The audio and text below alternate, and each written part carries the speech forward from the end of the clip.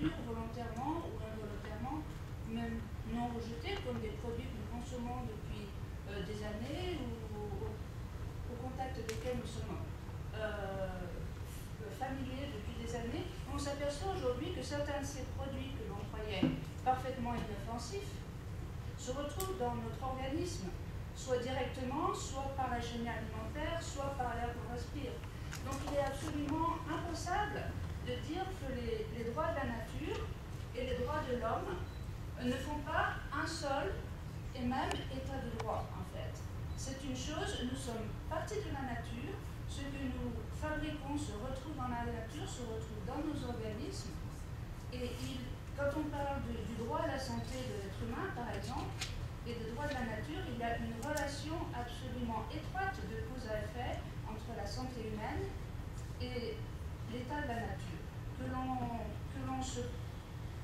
l'on considère des situations extrêmes comme les pollutions massives de l'exploitation des gaz de schiste ou des exploitations mal faites du pétrole, ou bien simplement des consommations innocentes et journalières de produits que l'on croit inoffensifs, il y a toujours une relation entre le droit de l'homme et le droit de la nature.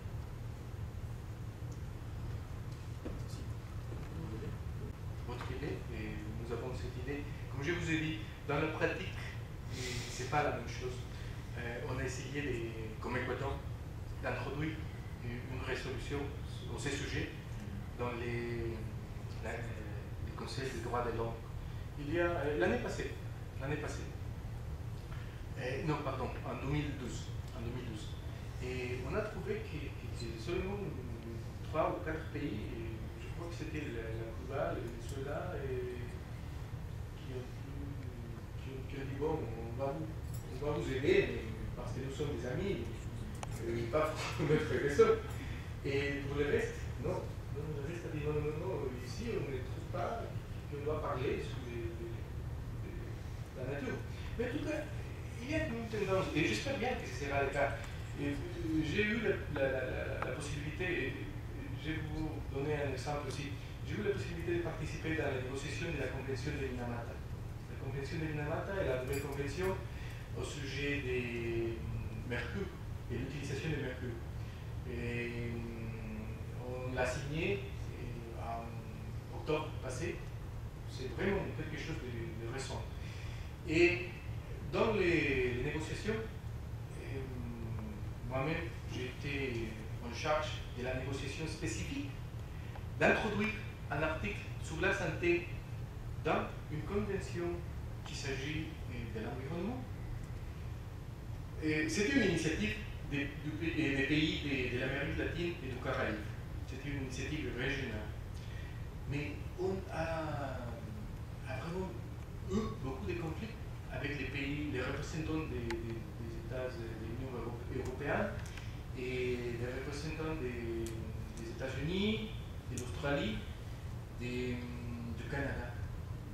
Vraiment, quelque chose de fort, mais vraiment fort. Et quelquefois, ça n'a pas été dans les dialogues diplomatiques normaux. On a même tapé la table et des choses comme ça. Finalement, on a trouvé les moyens de trouver le consensus et on a un article sur la santé dans la Convention de Minamata. Aujourd'hui, tout le monde se félicite parce qu'il y a une relation entre l'environnement et la santé qui se trouve dans la Convention de Minamata. Aujourd'hui, on a passé une résolution dans l'Executive Board de l'OMS au sujet de la Convention de Minamata. C'est deux préoccupations. La première, c'est la suivante. Je commence d'abord par dire ceci. Je comprends la démarche ou les causes qui nous poussent ou qui vous poussent à vouloir défendre les droits de la nature. Je comprends cela. Mais cependant, est-ce que vous pouvez m'aider à faire une délimitation de ce que vous appelez nature, parce que ça peut être compris de différentes manières. Sur le plan scientifique, les roches que nous avons sur Terre, les rayons solaires qui nous viennent de l'extérieur, et plein de choses qui nous viennent au-delà de la Terre peuvent être considérées comme faisant partie de la nature. Est-ce que la nature dont vous parlez, ça va dans ce sens-là, au-delà de la planète, ou c'est un autre concept de la nature? Et lorsque, à côté de la nature, vous ajoutez le concept de vivant, vous dites que la nature, elle est comme un être vivant. Je me pose aussi des questions, parce que la notion de la vie fait appel à d'autres notions, naissance, et puis disparition ou mort. Alors, la nature que vous avez précisée, est-ce qu'elle est soumise à cette caractéristique de quelque chose qui a eu une naissance et qui va disparaître? Voilà les éléments que je voulais comprendre.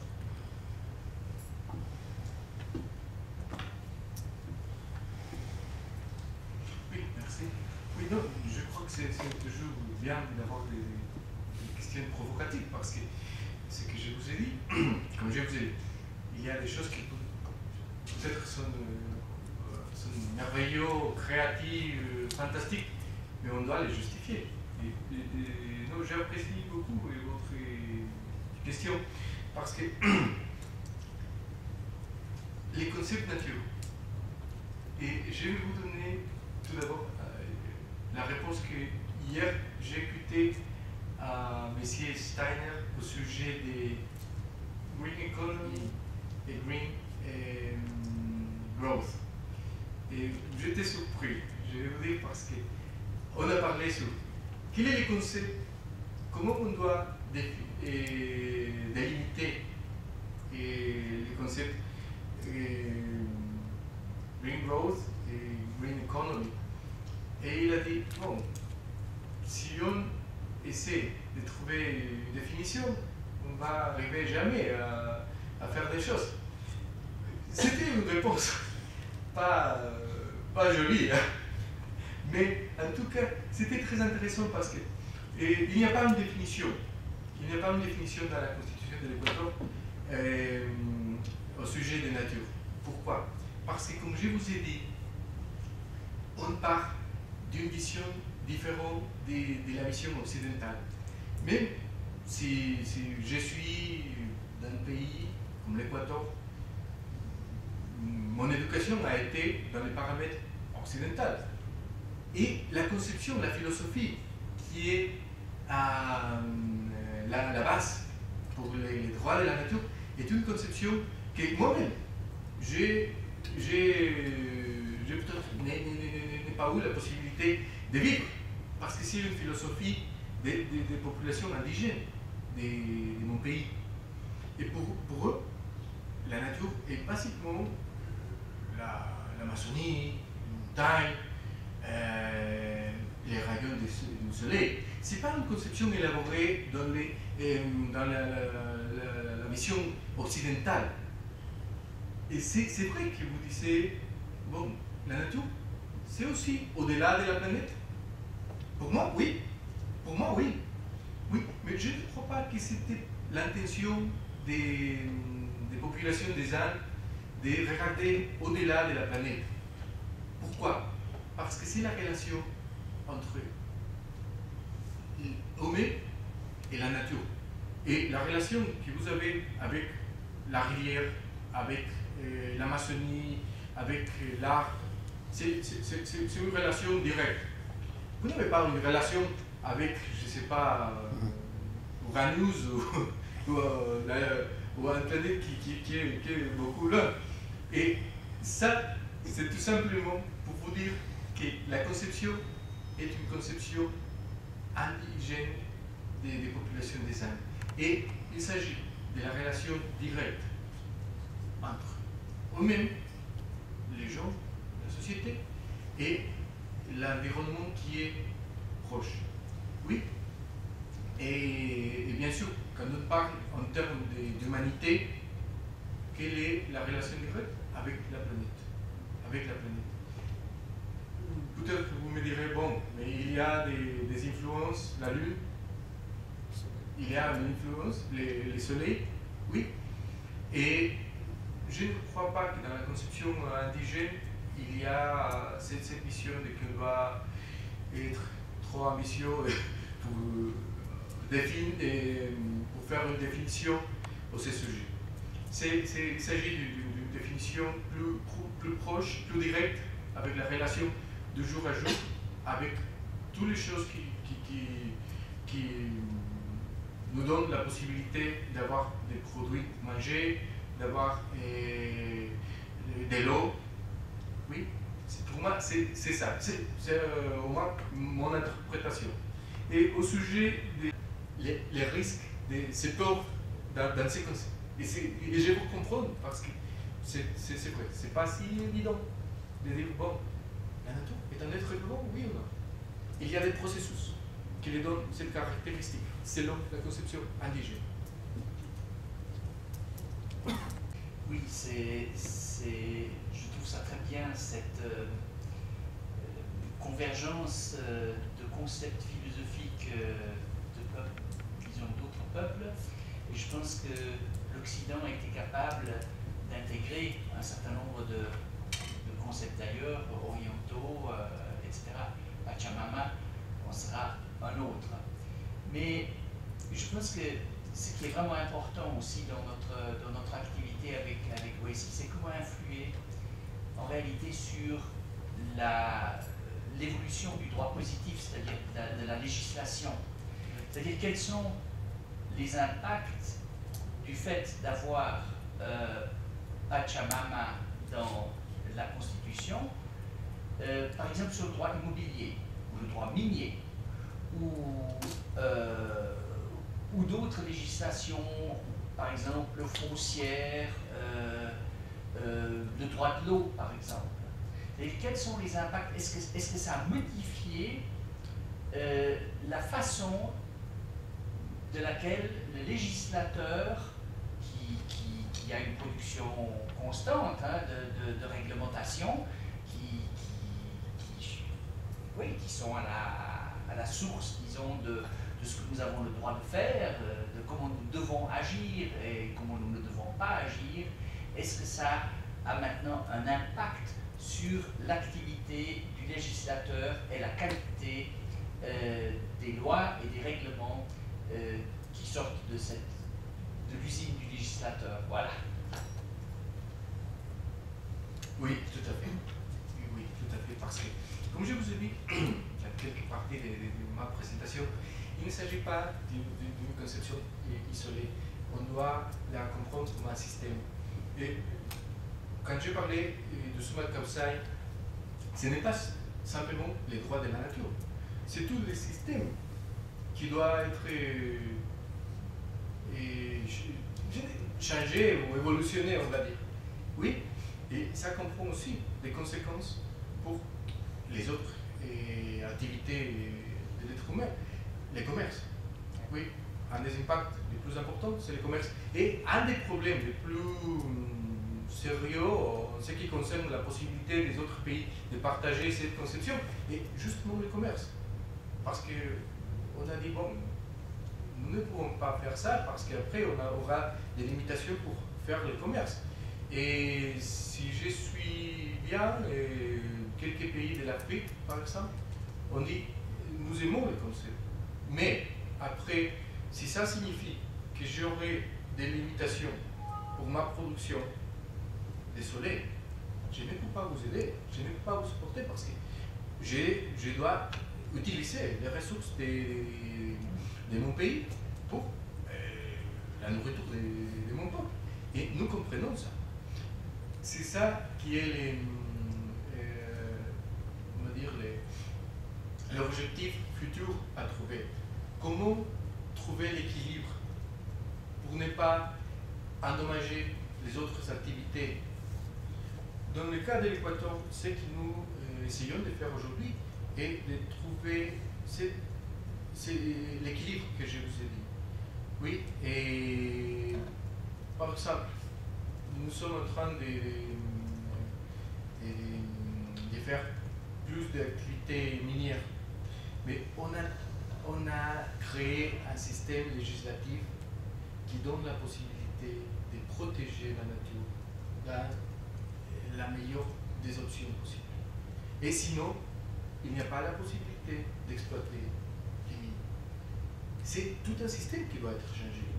Et pour ça, vous avez besoin de volonté politique, mais aussi des supports des personnes qui vont voter pour quoi. Parce que les politiques ne pensent pas à la nature, ils ne pensent pas c'est joli les concepts, ils pensent au vote.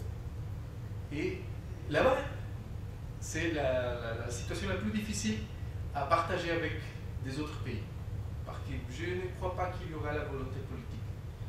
Et au moins, dans le cas de l'Équateur, on a trouvé aujourd'hui que c'est la population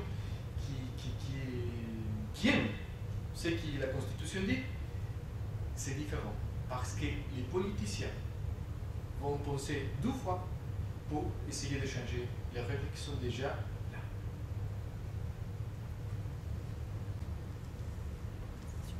Ok, merci.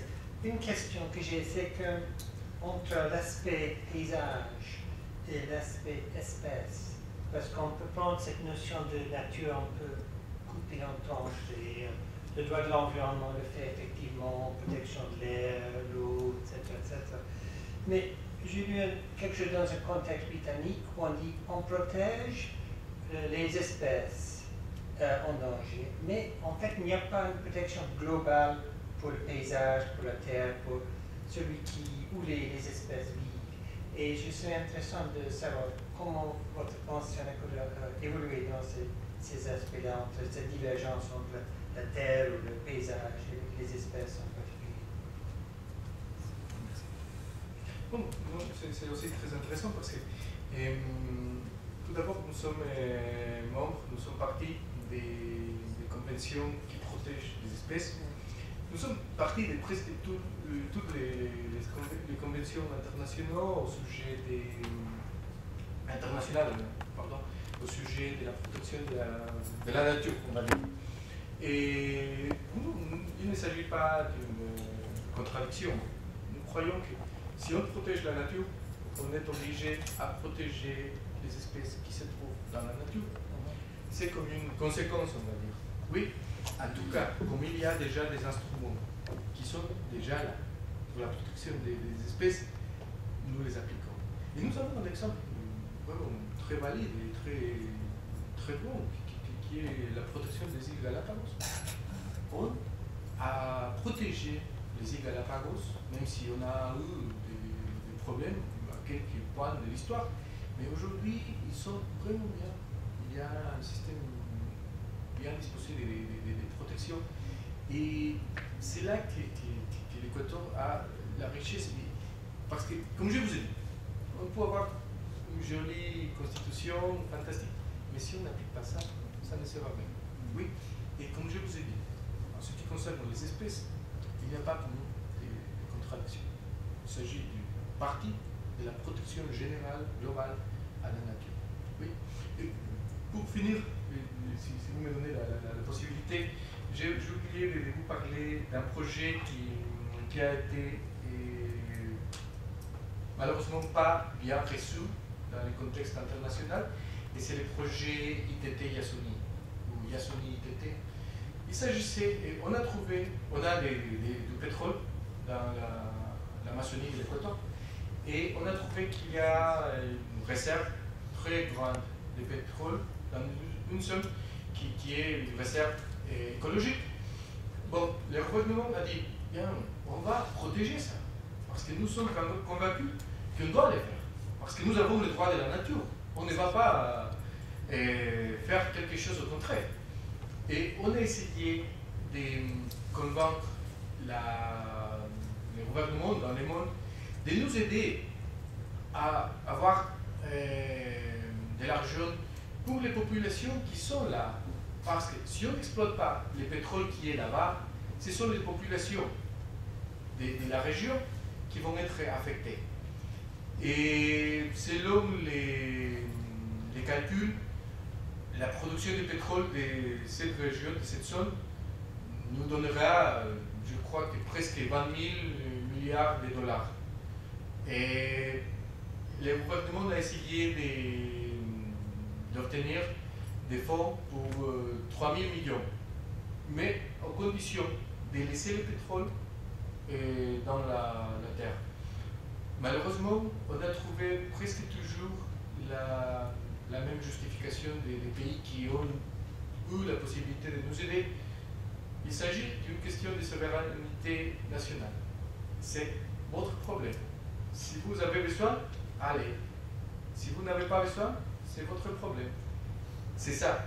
Finalement, on a obtenu, je crois, que presque 1 million de 1 000 millions de dollars, mais basiquement des NGO, de la société civile, de la population de l'Équateur qui a apporté pour ça. Ça signifie qu'en fin de compte, ce sont des conceptions traditionnelles comme la souveraineté qui sont plus importantes que la conception de protéger la nature. Merci. Très bien, merci beaucoup. Vous présentez d'abord